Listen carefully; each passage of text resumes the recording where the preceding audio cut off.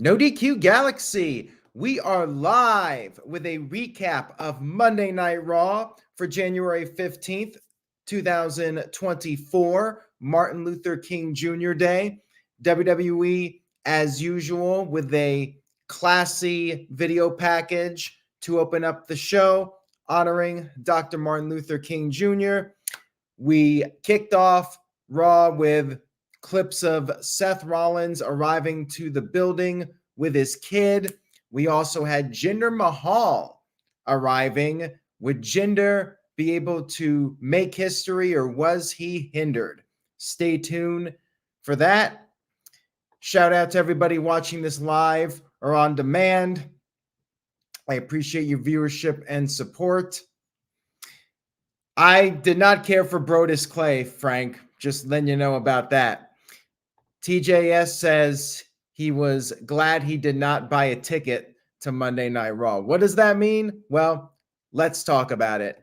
We had Cody Rhodes come into the ring for a promo. Before he could really talk about much, we had the interruption from Drew McIntyre.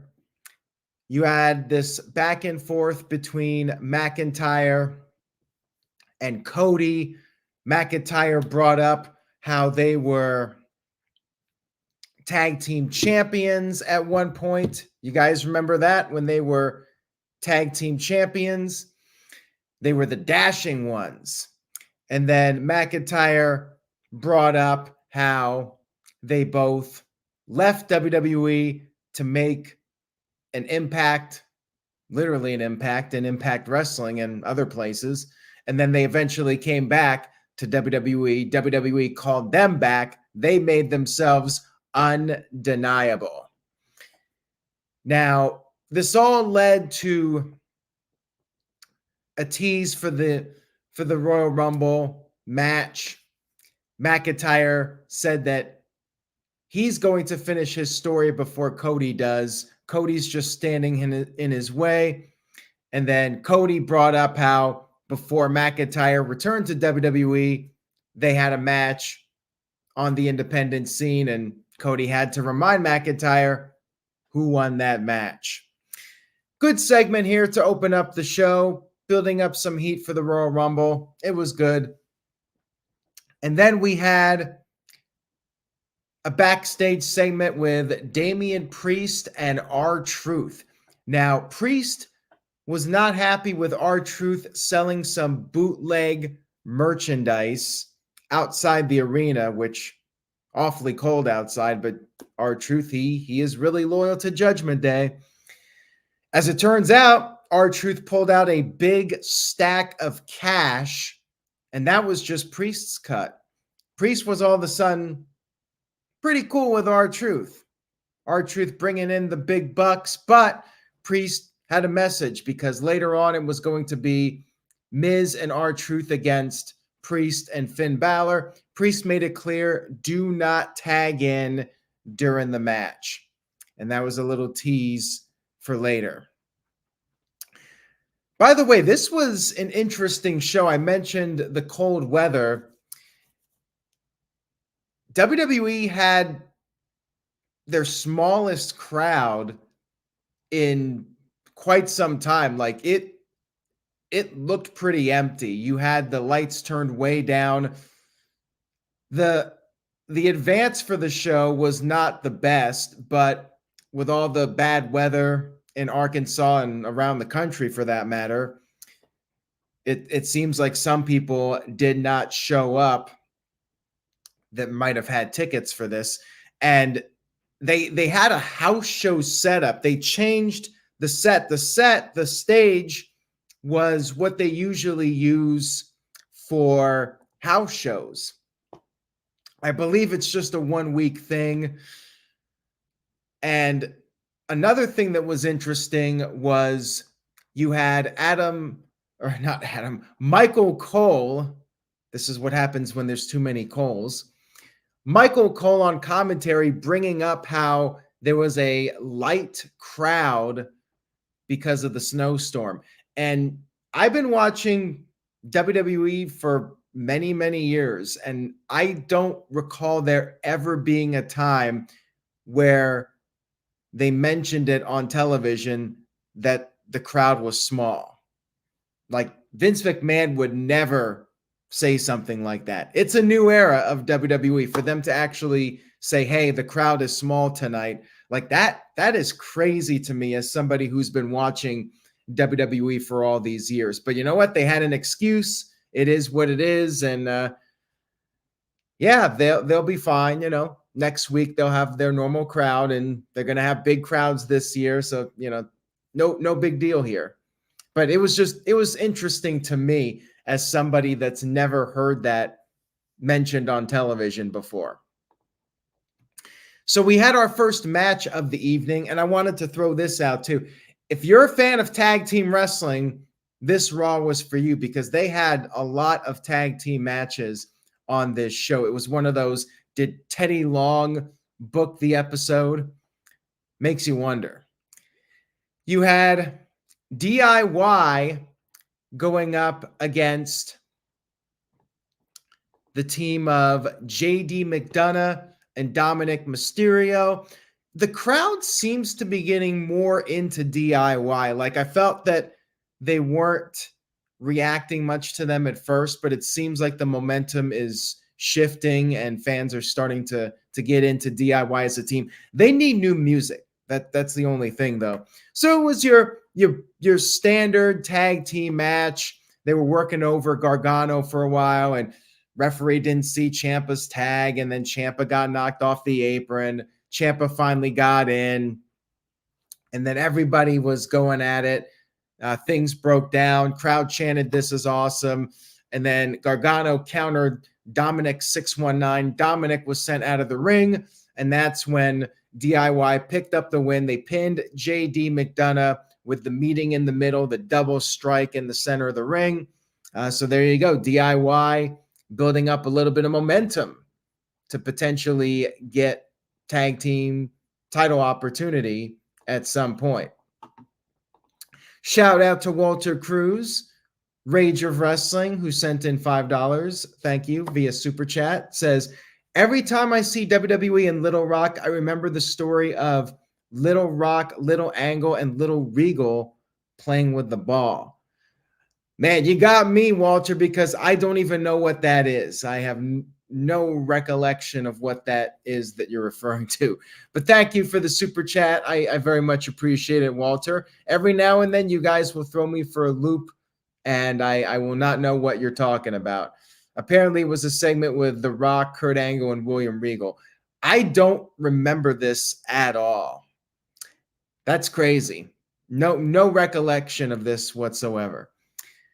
Moving on here, we had Candice LeRae and Indy Hartwell backstage talking to Adam Pearce, and they said 2024 is going to be their year. Chelsea Green and Piper Niven interrupted, and basically they set up a match. We had a little Candice and Indy video package.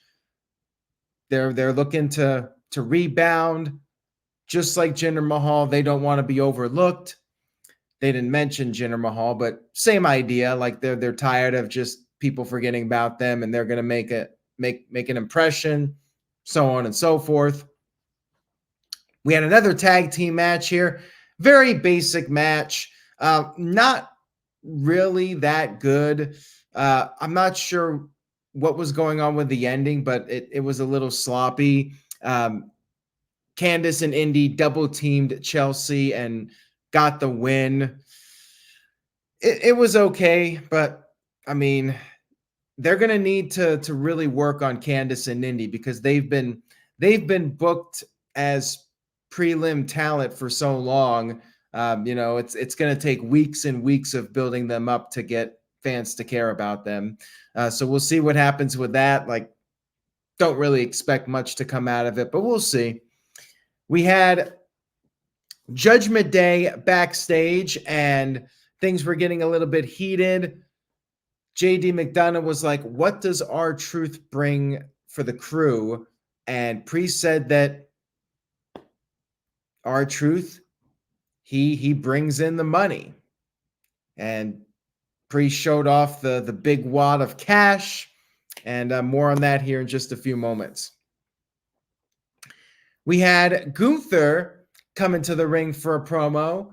He was with Ludwig Kaiser, and Gunther officially entered the 2024 Royal Rumble, brought up how he was number one, made it to the very end, and then he turned his attention to Ludwig Kaiser, brought up how Kaiser destroyed Kofi Kingston last week. He gave Kaiser a hug, and then we had the return of Xavier Woods. Woods issued a challenge to Kaiser. We had a one-on-one match between these guys. Solid match here. You had Kaiser with the early advantage, and then Xavier was fighting back, and they traded chops and shots, and then Woods got the upper hand, stomped a mud hole in Kaiser. Then they ended up on the outside of the ring. Kaiser was knocked over the announce table, but then Kaiser grabbed the ringside announce chair, the computer chair, tried to throw it at Xavier just like he did to Kofi, but Xavier ducked. Xavier, in a fit of rage, he hit Kaiser with that chair and got himself disqualified. The fight continued afterwards, and eventually Kaiser just escaped through the crowd.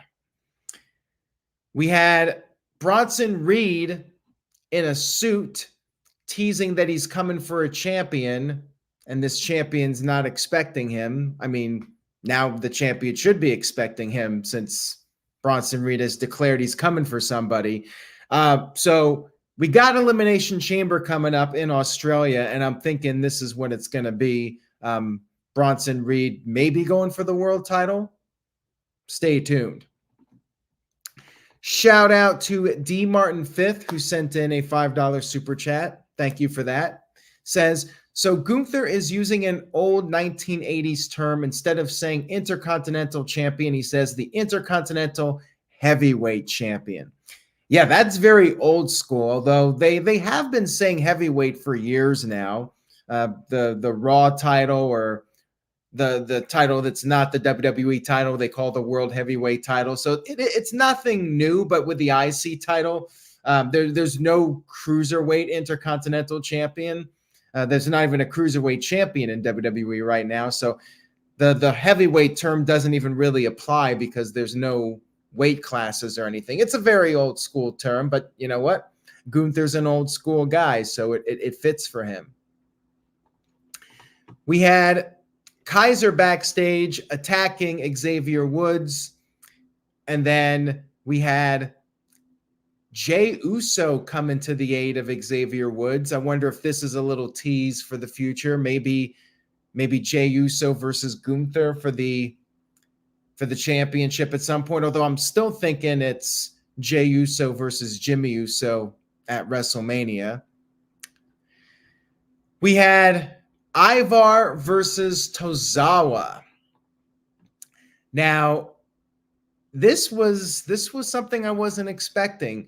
Ivar was destroying him, trash talking, calling him a little man.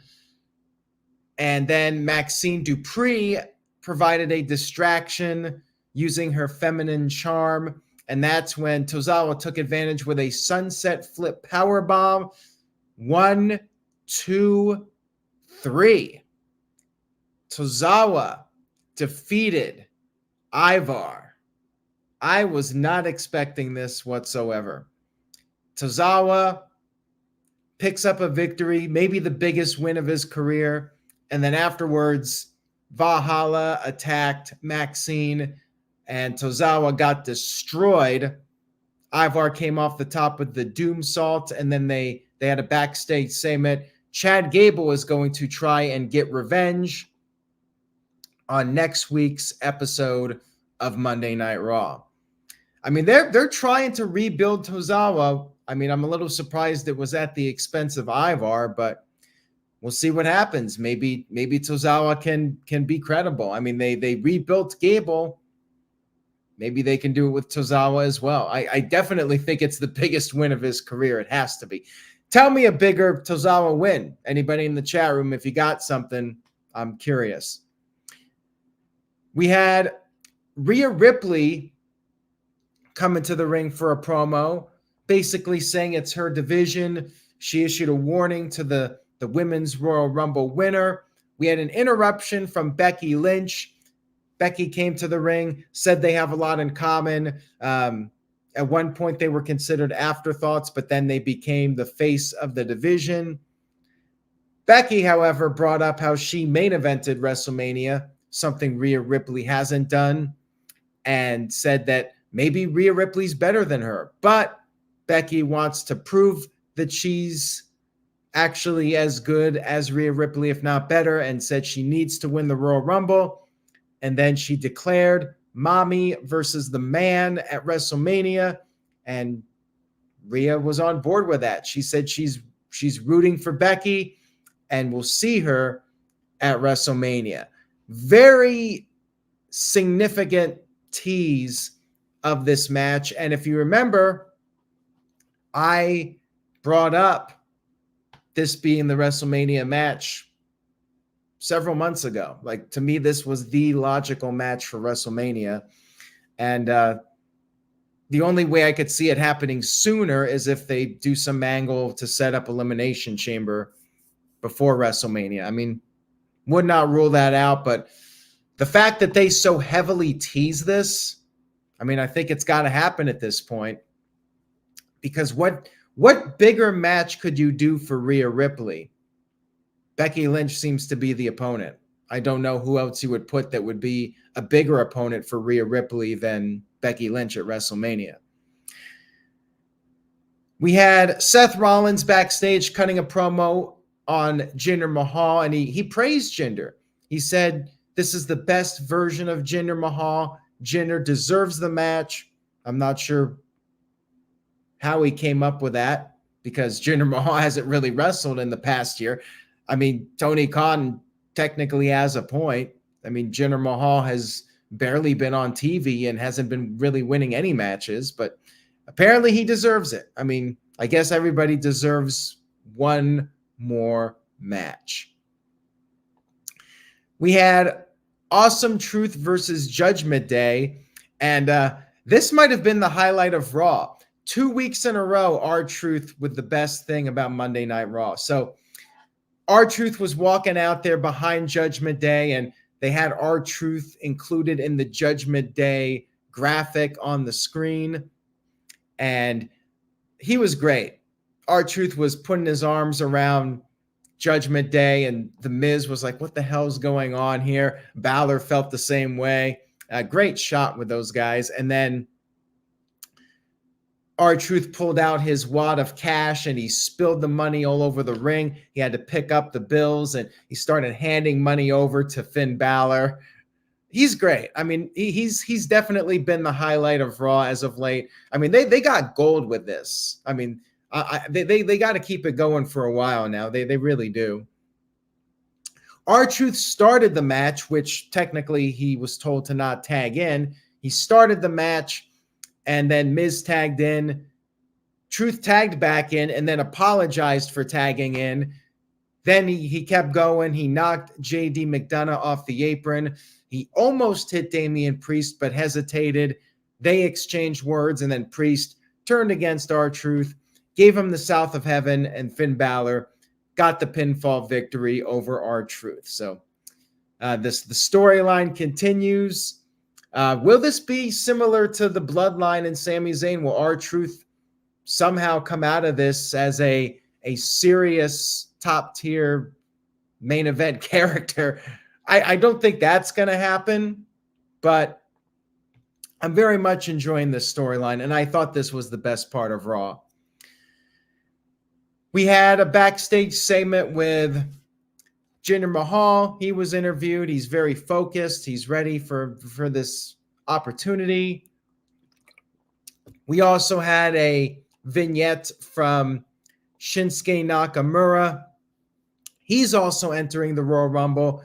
He basically said that He's angry after losing to Cody. He's hungry, and the story with Cody isn't over yet until he says so. Don't think he's winning the Royal Rumble. Highly unlikely, but Shinsuke Nakamura now officially in the Rumble. We had Shayna Baszler and Zoe Stark versus Tegan Nox and Natalya in another tag team match on this show. Very basic match here. Showcase match for Baszler and Zoe Stark. Baszler tapped out Natalya. Not much to say about it. They're trying to build up some tag teams, but really I think Asuka and Kairi Sane need to pick up those titles and continue the storyline with Damage Control. So anybody that faces Carter and Chance, like, I don't really buy into them winning those titles, but you know what? I think it's good to build up some teams. So there you go. And finally, we had the main event of the evening, the WWE World Heavyweight Championship match. Seth Freakin Rollins versus the modern day Maharaja, Jinder Mahal. Mahal was not alone. He had Indus share with him, and they immediately distracted Rollins. Rollins was dumped over the top rope. Rollins started to fight back, though. However, Damian Priest showed up with the Money in the Bank contract.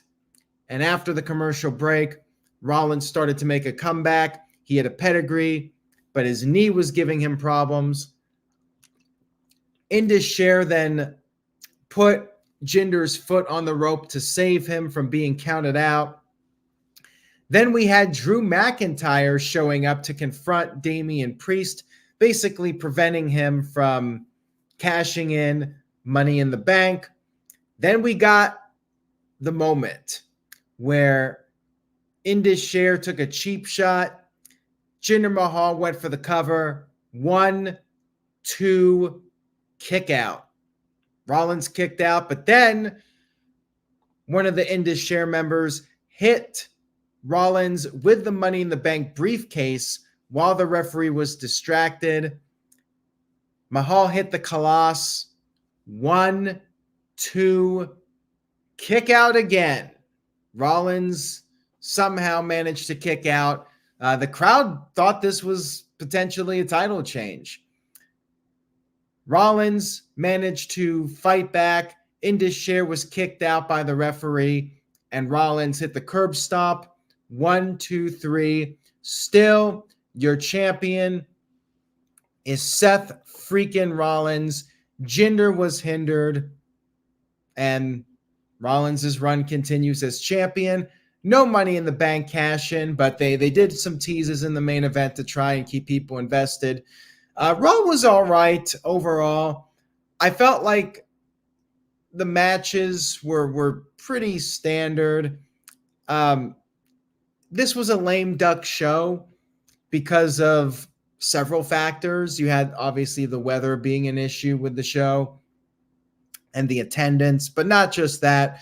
You got football, and this was the last Monday night with the football competition. Next week, they're back to their normal numbers. And you had the Emmys, which, I mean, the Emmys are ridiculous. How can Better Call Saul, big fat 0 Emmy wins? That's crazy. I mean, I think it's ridiculous. Overall, I would probably give Monday Night Raw a C+. It was okay. Again, I think the highlight of the show was R-Truth. R-Truth is like the new Dolph Ziggler. He's stealing the show. Not necessarily with the in-ring skills, but just being very entertaining. And yeah, loving R-Truth right now. Next week, things should start to pick up as we are on the final road to the Royal Rumble, because we got the CM Punk and Cody Rhodes in-ring confrontation. That should be a fun one. And I'm waiting for him. I don't know if he's showing up next week or not. This is just speculation, but there's a certain beast we haven't seen in a while. And Imagine you got Cody and CM Punk in the ring, and you close the show with Brock Lesnar showing up to enter the Royal Rumble, and you got that first encounter between Punk and Brock Lesnar since 2013. Next week could be a very significant show. I'm looking forward to it. You know, that's going to be the first show without the football competition. Go home for the Rumble. I expect it to be full speed ahead. So hopefully you guys will tune in next week for that. Join me for the live stream or watch on demand. Whether you watch live or on demand, I very much appreciate your viewership and support. Stay tuned to NoDQ.com for all the latest wrestling news and rumors. Have a great week, everyone. I will see you after Dynamite. And remember, say yes to NoDQ.com. Buy a shirt at NoDQ.com/merch.